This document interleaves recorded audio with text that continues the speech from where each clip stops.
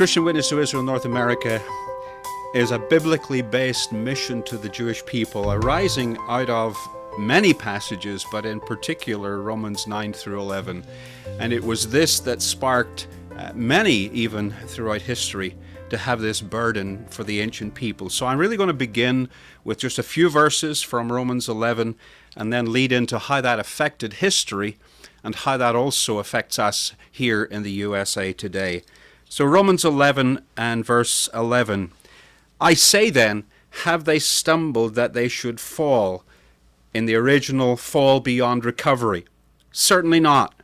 But through their fall, to provoke them to jealousy, salvation has come to the Gentiles. Now if their fall is riches for the world, and their failure riches for the Gentiles, how much more their fullness?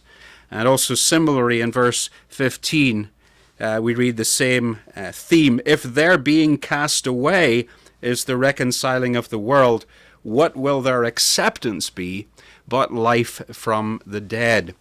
And many who read that passage and read that passage read it with an expectation and a hope that God is not finished with the ancient people, but rather he has unfulfilled purposes. And that's really where Christian Witness to Israel began, and it's really what drives us here today in the USA.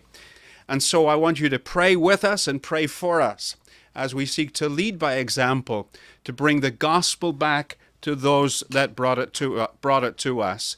Psalm 67 is another psalm that I reference repeatedly, and I don't want to turn to it now. You need to do that in your homework. But Psalm 67, the Jewish people were praying for us Gentiles 3,000 years ago, that we would know their Messiah and the God of Israel. And here we are talking and preaching about the Messiah and the God of Israel. But the 6 million Jewish people in the USA largely don't know their Messiah and the true and living God of Israel. That's our burden. That's what Christian Witness to Israel is, to bring the gospel back to those that brought it to us.